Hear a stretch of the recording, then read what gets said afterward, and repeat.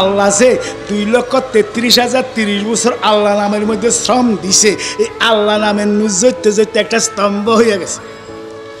আল্লাহ কি নবী কি একটু চিনেন? এদিনে কয় নবী বলে মাটির মানুষ, মার হারাম ইজ্জত কস খিতারাম।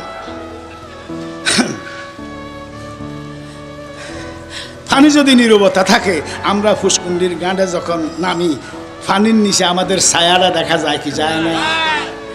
আল্লাহ পাক 2,33,030 বছর পরে কুদরতি চোখ যখন মিলছে, ওই জমাট নূরের ভিতরে আরেকটা ফটো দেখা যাইতেছে। আলিফুর উপরে খাড়া জবর আসেনি, বুঝেননি আপনারা? এইটা হলো আল্লাহ জবর, অর্থ বুঝেন না? মজা লাগে না? আল্লাহর কোরআন যে কত মজা। আলিফুর উপরে জবর গাহাতাল্লা হইয়া রয়েছে, এটা হলো আমার মদিনার কামলিওয়ালার জবর।